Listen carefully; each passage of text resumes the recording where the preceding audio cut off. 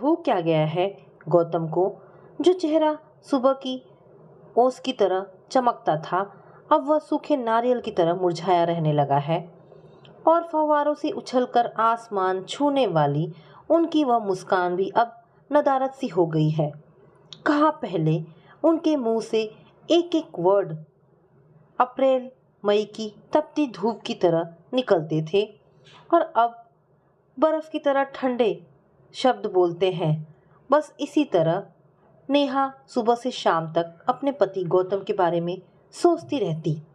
आज ही देखो कितने प्यार से मेरे गालों को थपथपाते हुए बोले, नेहा अब बच्चे बड़े हो गए हैं, तुम्हारा घर में मन नहीं लगता होगा तो नौकरी ज्वाइन कर लो।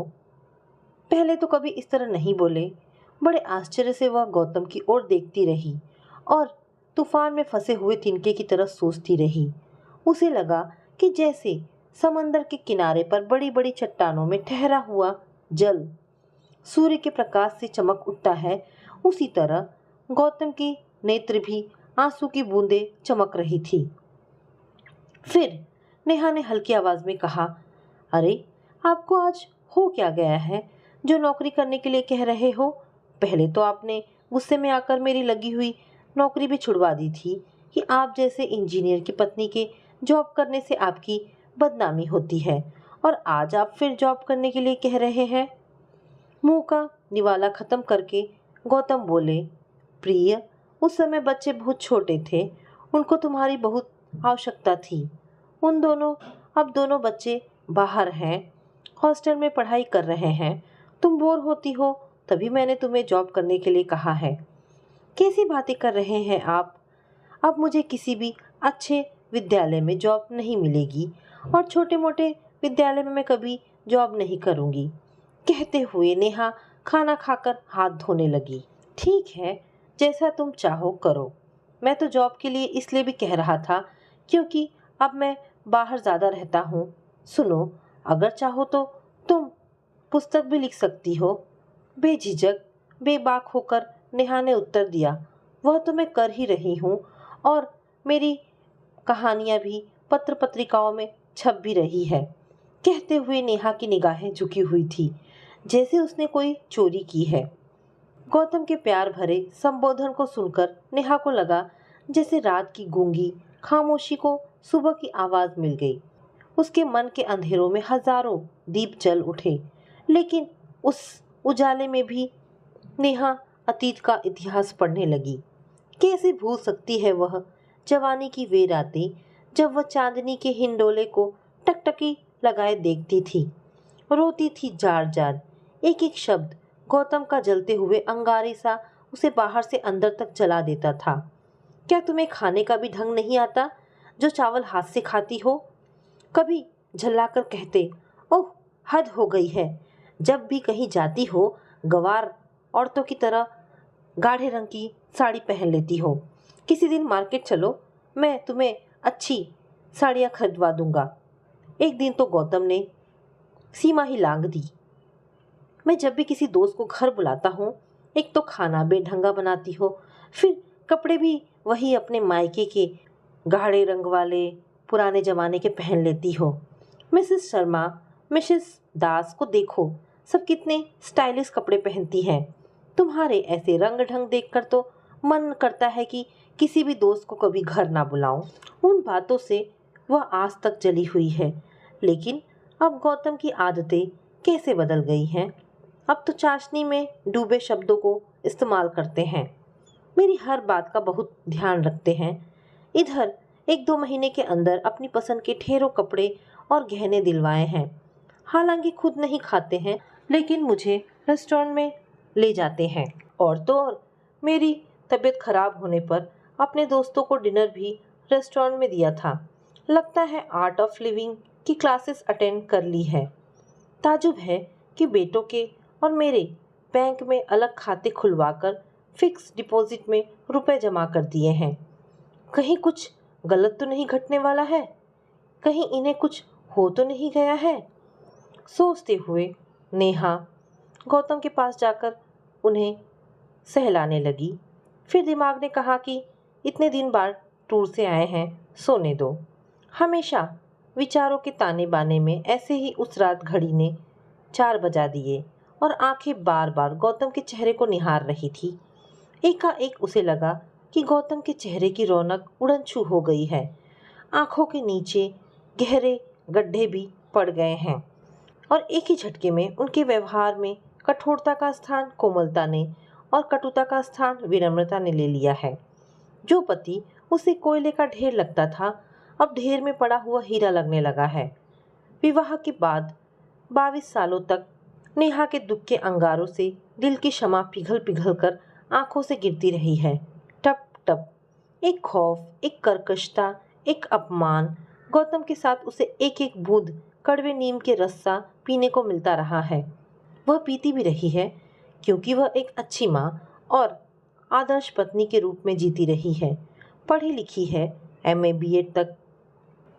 उसके पिताजी भी प्रोफेसर थे और मम्मी इंटरमीडिएट कॉलेज में टीचर थी। लेकिन शादी बेमेल हुई थी। गौतम के पापा चीफ इंजीनियर थे और गौतम स्वयं एक इंजीनियर। दोनों परिवारों के स्टैंडर्ड ऑफ लिविंग में बहुत असमानता थी। नसीब का खेल कि न्यूज़पेपर के एक ऐड से रिश्ता तय होना था। हुआ। नेहा ने तो सपने में भी नहीं सोचा कि सब कुछ होते हुए भी गौतम के क्रूर बर्ताव और अहंकारवश उसके पांव के नीचे हमेशा तपती जमीन रहेगी और सिर पर निष्ठुर आफताब। जब जब गौतम ने उसे खाने पीने पर, कपड़े पहनने पर, उसकी पसंद पर अपमानित किया, उसे यही लगा कि पंख फैलाए मौत उसके सिर पर मंडरा रही है। एक बार तो गौतम ने क्लब जाने के लिए बच्चों और नेहा को तैयार होने के लिए कहा, तो आज्ञानुसार नेहा ने बच्चों को तैयार किए और स्वयं भी लाल कली चौड़ी वाली बॉर्डर वाली साड़ी पहन ली। लेकिन जल्दी जल्दी में वह चप्पलें बदलना भूल गई। जैसे ही वह कार में बैठने लगी, गौतम की नज़र चप्पलों पर पड़ गई। देखते ही पारा 7वें आसमान पर चढ़ गया। यह क्या पाँव है? यह क्या है पाँव में? अरे, इतनी भी तमीज़ नहीं है कि क्लब जाना है तो ढंग की सैंडल पहन लो। मुझे शर्म आती है ये सोचकर कि मैंने तुमसे शादी की है। बिल्कुल गंवार हो। कोई भी तुम्हें पढ़ी लिखी नहीं कहेगा। गौतम के शब्दों से नेहा इतनी अधिक छिल गई कि जैसे छिल छिल कर खीरा हरे से सफ़ेद हो जाता है। उसी समय वह अपने रूम में गई, आंखें पोंछी और सैंडल बदली, फिर कार में बैठी। उस समय मन में आया था कि वह जाने के लिए मना कर दे, लेकिन उसके संस्कारों ने, उसके कोमल सहनशील व्यवहार ने उसे ऐसा नहीं करने दिया। आज कह रहे हैं कि नेहा, अब तुम स्मार्ट बनकर रहने लगी हो, लेकिन मैं अब टूर में बहुत बिजी हूँ, पर तुम्हें घूमने फिराने ले जाना चाहता हूँ। नेहा ने सोचा कि गौतम को यह क्या हो गया, अजीब अजीब सी बातें करते हैं। जितने दिन भी घर में रहते हैं, कभी बाहर घुमाने, कभी बाहर खाना खिलाने ले जाते हैं। पहले तो कभी ऐसा नहीं हुआ। इस बदलाव से नेहा का दिमाग लट्टू की तरह घूम गया। सोने से दिन, चांदी सी रातें अब उसकी किस्मत में कैसे हो गई? कहीं कुछ गड़बड़ तो नहीं है? वही है नेहा जिसके पाँव के नीचे काली साड़ी, सिर के ऊपर मंडराते काले बादल और मन में घोर अंधेरा पसरा रहता था। अब हर तरफ उजाला ही उजाला है। लेकिन इस उजाले पर उसका विश्वास पारे सा चंचल हो रहा था। रात भर विचारों के जाल में फंसी नेहा सुबह सुबह जब गौतम को चाय दी तो उसे उनकी शरीर गर्म लगी। मन हवा के झोंके से हिलते पत्ते सा कांपा, क्योंकि मन तो सवालों के मेले से पहले ही भटका हुआ था। गौतम ने जब बाहर पिकनिक पर जाने के लिए कहा तो नेहा तुरंत बोली, आपको बुखार है, आज आप बाहर तो क्या दफ्तर भी नहीं जाएंगे? जबरदस्ती की हंसी होठों पर बिखेरते हुए गौतम बोले, अरे कुछ नहीं होता है इतनी हरारत से, दफ्तर तो मुझे जाना ही पड़ेगा। कतई नहीं जाने दूंगी दफ्तर, चलिए अभी हॉस्पिटल चलिए। और वह जल्दी जल्दी गौतम के कपड़े ले आई। गौतम ने कबर्ड खोलकर दवा खाई, फिर आंखें बंद करके लेट गए। लेकिन नेहा की जिद करने पर वह कपड़े बदलने लगे। गौतम की पीठ, बाहों पर लाल लाल चकत्ते देखकर नेहा घबरा गई। गौतम के चेहरे पर पल पल लहरों सी परिस्थितियां बदल रही थी। कमजोरी के कारण धीरे धीरे काम कर रहे थे।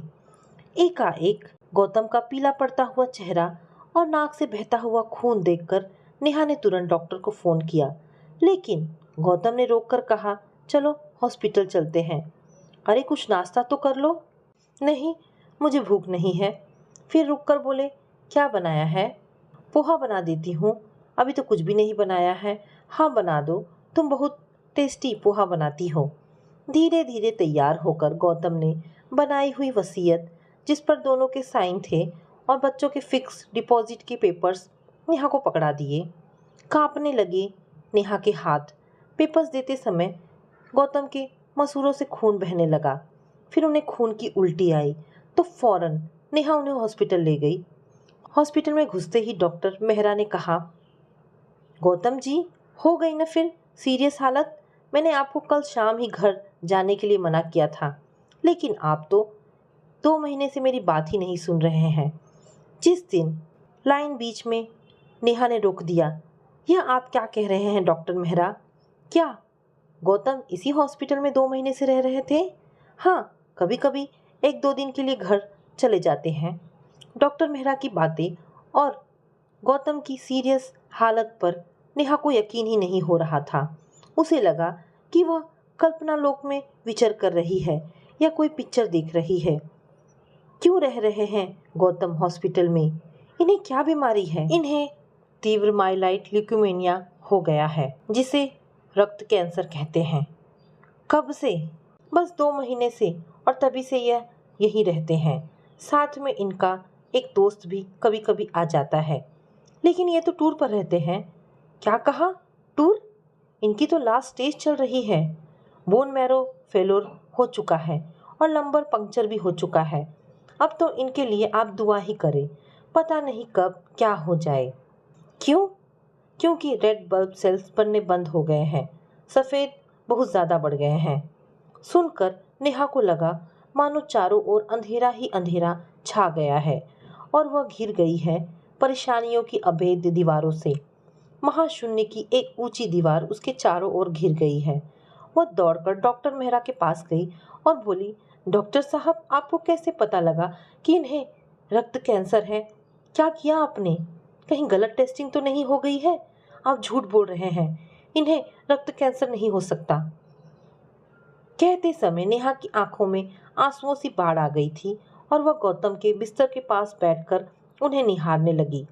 फिर डॉक्टर की बातें सुनने लगी। नेहा जी, जब ये हमारे पास आए थे तब बहुत ही कमज़ोर थे, हमेशा थके थके से रहते थे, फीवर भी रहता था, सांस भी मुश्किल से लेते थे। पहले हम लोगों ने इनकी बॉडी देखी, जिस पर लाल लाल चकत्ते से पड़े थे। इनका टीएलसी डीएलसी करवाया, एक्सरे करवाया और बोन मैरो टेस्ट करवाया। हाँ, लंबर पंक्चर भी करवाया है। स्पाइनल कॉर्ड में से फ्लूइड निकाला था। इतने सारे टेस्ट हुए हैं गौतम के, और इन्होंने मुझे खबर भी नहीं लगने दी। मैडम नेहा, आपके पति बड़े हिम्मत वाले हैं। जब हमने इन्हें बताया कि आपको रक्त कैंसर है, तब रत्ती भर भी इनके चेहरे पर शिकन नहीं थी और ना ही परेशान हुए, बल्कि ये कहने लगे कि अब मुझे बहुत कुछ करना है अपनी पत्नी और बेटों के लिए। कमाल का व्यवहार है आपके पति का। कहते समय डॉक्टर मेहरा की नज़र भी गौतम के चेहरे पर टिकी हुई थी। गौतम की आंखों की दोनों कोर गीली हो रही थी और लग रहा था कि आंखें हजार हजार बातें कहना चाह रही हो, लेकिन जीवन हाथों की मुट्ठी से रेत की तरह खिसक रही है। शायद जीवन काल के कुछ ही घंटे बचे थे। बीच बीच में आईसीयू के दरवाजे की ओर भी देख रहे थे। गौतम का पीला जर्द चेहरा देखने का साहस नेहा की आंखें नहीं जुटा पा रही थी। आंखों से बहते आंसुओं को पोंछते हुए जब नेहा ने गौतम का हाथ पकड़ा तो उन्होंने ऑक्सीजन ट्यूब हटाकर धीमे से कहा, Neha, I love you. Neha बच्चों की तरह फफक पड़ी। मुंह से निकला, Gautam, I love you too, और गौतम के हाथों को सहलाती रही। उसे लगा उसकी भंवर में फंसी नाव, जो कुछ घड़ी कुछ लम्हे आराम से बह रही थी, अब ठीक किनारे पर आकर डूब गई है। उस हॉस्पिटल में जब गौतम ने उसे कसकर पकड़ा और कहा, प्लीज़ मुझे छोड़कर अभी मत जाना, एकाएक उसे हॉस्पिटल की वह उमस भरी घुटन भरी रात याद आ गई, जब अनय की डिलीवरी होने वाली थी। वह दर्द से तड़प रही थी, कराह रही थी। प्रसव वेदना तीव्र थी। नेहा ने रोते हुए गौतम से कहा था, प्लीज तुम आज रात हॉस्पिटल में रुक जाओ, घर मत जाओ। लेकिन गौतम ने स्पष्ट रूखे स्वर में कहा था, मैं हॉस्पिटल में नहीं रुक सकता। है तो मम्मी पापा और सर्वेंट, जब जरूरत पड़ेगी तो ये लोग मुझे बुला लेंगे। उस दिन के बाद से नेहा ने अपना दर्द, अपनी पीड़ा, अपनी परछाई तक को व्यक्त नहीं किया। गौतम तो दूर की बात थे। अभी 2 महीने पहले तक नेहा को लगता था कि यह पति का घर, पति का आंगन उसके लिए अनजाना है, बेगाना है। इसे घर कहना बेईमानी है। लेकिन इधर 2 महीने से यह आंगन, यह मकान घर का रूप ले बैठा है, और वह भी प्यार त्याग की सुगंध से सुवासित हो गए हैं। एक समझौते वाले जीवन को अभी उसने आदर्श जीवन की तरह जीना शुरू ही किया है। लेकिन इस महके आंगन में वीरानियां, सन्नाटों ने बंजारों की भांति डेरा डाल लिया। हाय, क्या फायदा है मेरी इतनी योग्यताओं का, इतनी अधिक सुंदरता का, इतनी उच्च शिक्षा का, जब मेरी किस्मत में ही सदाबहार वन के स्थान पर कीचड़ ही कीचड़ है। गौतम की हालत पल पल बिगड़ रही थी। खून की बोतलें लगातार चढ़ रही थी, ऑक्सीजन भी दी जा रही थी। सबको पता था कि काले बादल अब मौत ही लेकर आएंगे। फिर भी डॉक्टर लोग बचाने की कोशिश कर रहे थे। दोनों बेटे पापा के बेड के पास खड़े हुए कभी अपने पापा को तो कभी अपनी माँ नेहा को देख रहे थे, जिसने रो रो कर आंखें सुजा ली थी और अस्त व्यस्त हालत में बैठी थी। बीच बीच में हिम्मत के, साहस के 2 शब्द बोल भी रही थी। नाना गौतम, तुम रो मत, तुम ठीक हो जाओगे। लेकिन सच सच बताओ, तुमने मुझे क्यों नहीं बताया? यह पहाड़ जैसा दुख तुम अकेले ही झेलते रहे, और तुम्हारे इन बेटों ने भी मुझे कानों कार खबर नहीं लगने दी। ये बहुत गलत किया है तुम लोगों ने। मैं जीवन भर इस बात से तड़पती रहूंगी। गौतम, औरत के लिए सबसे बड़ा पुण्य है अपने पति की सेवा करना, और आपने मुझे उस सेवा से वंचित रखा। यह अच्छा नहीं किया। नेहा फिर फूट फूट कर रोने लगी। खून की बोतल चढ़ रही थी, ऑक्सीजन दी जा रही थी। लेकिन गौतम मुंह से ऑक्सीजन कैप हटाकर धीरे से बोले, मैं अपने पापों का प्रायश्चित कर रहा था, क्योंकि तुम्हारी जैसी नेक पत्नी को मैंने बहुत दुख दिए, बहुत प्रताड़ित किया, और फिर कैप लगा ली। नेहा ने गौतम के माथे पर हाथ फेरा, फिर उनके सीने पर सिर रखकर बोली, लेकिन गौतम, तुमने ऐसा प्रायश्चित किया कि मुझे 2 महीनों में इतना सुख, इतना प्यार दे दिया, जो पति अपनी पत्नी को 20 सालों में भी नहीं देते। एकाएक गौतम की सांसें रुक सी गई। डॉक्टर ने छाती दबाकर सांस दिलवानी शुरू की, लेकिन सब बेकार। आसमान में हजारों मौत की काली घटाएं पंख फैलाए डराने लगी। मरने से पहले गौतम को एक बार फिर खून की उल्टी आई। नाक से भी निरंतर खून बहने लगा। फिर सांस आनी बंद हो गई। असहाय, बेबस, बेचारी पत्नी और दोनों बेटे गौतम की जिंदगी नहीं बचा पाए। खैर, गौतम की आंखों में लिखा हुआ शब्द आसानी से पढ़ा जा रहा था, प्रायश्चित, प्रायश्चित, प्रायश्चित। तो दोस्तों, ये छोटी सी कहानी यहाँ पर समाप्त होती है। आशा करती हूँ कहानी आपको पसंद आई होगी। अगर कहानी पसंद आई है तो प्लीज़ इसे लाइक एंड शेयर करें। दोस्तों, ऐसी ढेरों पारिवारिक और शिक्षाप्रद कहानी सुनने के लिए हमारे चैनल को प्लीज़ सब्सक्राइब करें। धन्यवाद दोस्तों।